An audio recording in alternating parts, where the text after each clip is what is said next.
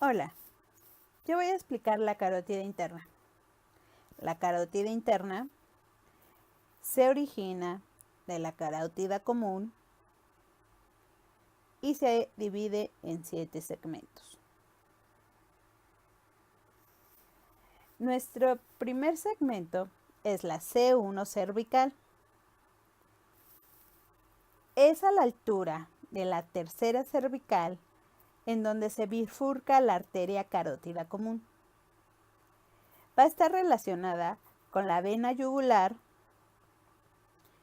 interior, los nervios craneales, el glosofaringeo y accesorio del vago.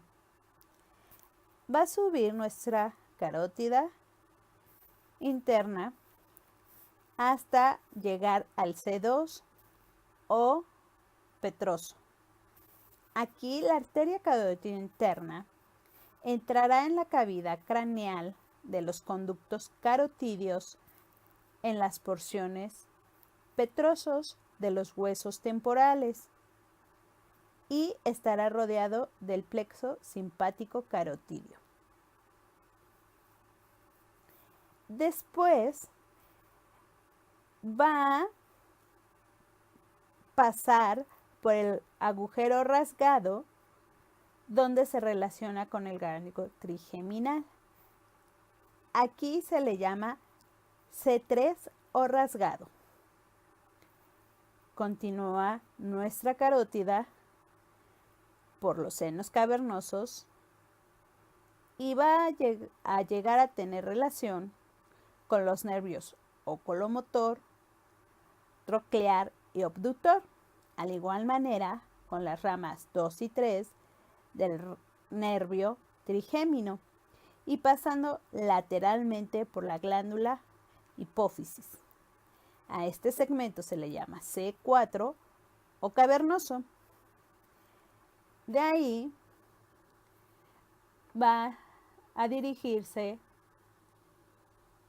por el seno cavernoso y llegar a la apófisis clinoides anterior. En este segmento se le llama C5 o clinoideo.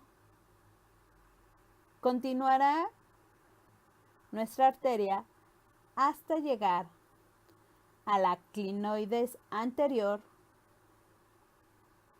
y se llamará C6 o oftálmico, ya que aquí se va a dar origen a la arteria oftálmica. Continuará nuestra carótida hasta llegar al C7 o conocido como comunicante, donde nuestra carótida va a dar origen a la arteria comunicante, donde conectará al sistema vertebrobasilar y carotídeo en el polígono de Willis. Y aquí termina nuestra carótida interna con la formación de las ramas terminales.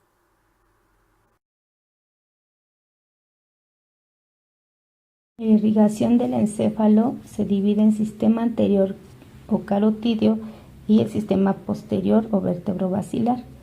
Dentro del sistema anterior carotídeo va a estar esta parte que es el círculo arterial cerebral o el polígono de Willis, que se encuentra dentro de la cara basal del encéfalo. Aquí tenemos los nervios ópticos y el quiasma óptico.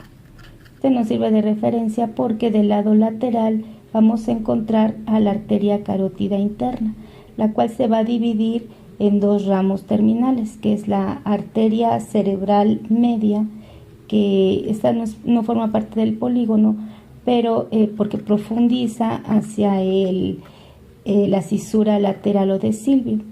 Y el otro ramo terminal viene siendo la arteria cerebral anterior. Esta arteria va a subir sobre los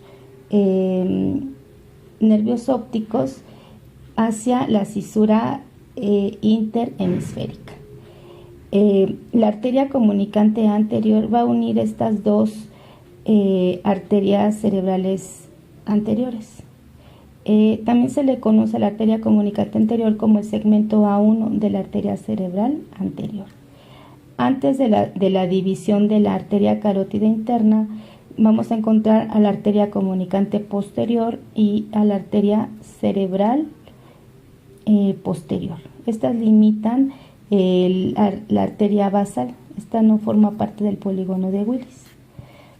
Esta parte de las arterias es importante porque en caso de una obstrucción crónica forman vías alternas para la circulación. Si se tapa una arteria carótida, sigue fluyendo a través de la otra. Dentro del sistema posterior vertebral, vertebrobasilar, vamos a encontrar a la arteria vertebral. Las arterias vertebrales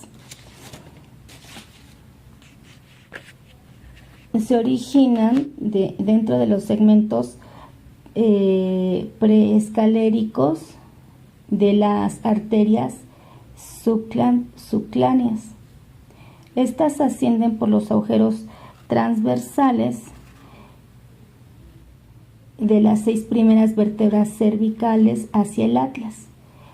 Ahí se originan dándole un sentido un sentido cefálico anterior medial entre el cráneo, entran al cráneo a través de los agujeros magnos. Las arterias vertebrales se dividen en arteria espinal anterior, que se unen en una sola, la arteria espinal posterior, que se dirigen independientemente en la cara posterior de la médula espinal e irrigan los fonículos o colones posteriores de culiforme. Y la arteria cerebelosa postero-inferior. Esta se dirige hacia el cerebelo, formando un arco hacia arriba y va de la región lateral y ventral de la médula prolongada para rodear las amígdalas cerebrales. Irrigan la cara inferior ventral del cerebelo.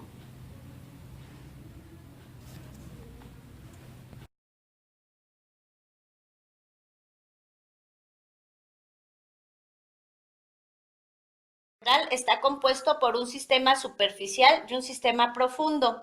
El sistema venoso superficial lo constituyen los senos sagitales superior e inferior, senos transversos o laterales, seno recto, seno sigmoide y las venas corticales superficiales.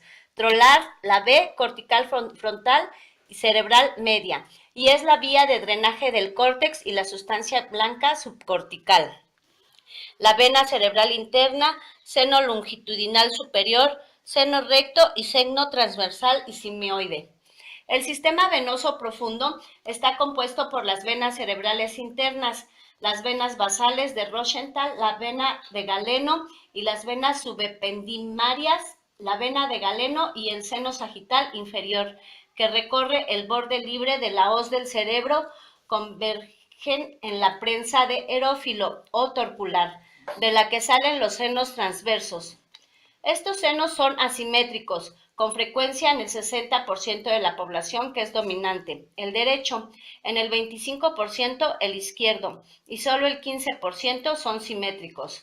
Los senos transverso en el seno sigmoideo hacia la vena yugular interna, las venas de la órbita y de la parte anterior del lóbulo temporal drenan hacia el seno cavernoso, y el seno cavernoso y el seno sigmoideo están conectados por el seno petroso superficial mayor.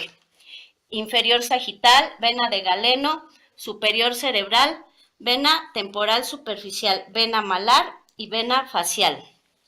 Vena saliente de la carótida exterior y vena yugular externa. Ahora las relaciones en su desembocadura. Está rodeada por nódulos linfáticos que rodean a nuestro compartimiento carótide. Este, este ángulo se llama encrucijada nerviosa de Pigou o ángulo lúgulo subveladeo. En este ángulo del lado derecho desemboca la gran vena linfática y del lado izquierdo desemboca al conducto torácico. En toda su trayectoria recibe primero a la vena occipital, también al seno petroso inferior y también al tronco tirolingo faringo facial, el cual recibe a las venas tiroideas y muchas más. El sistema venoso profundo y el superficial están ampliamente comunicados.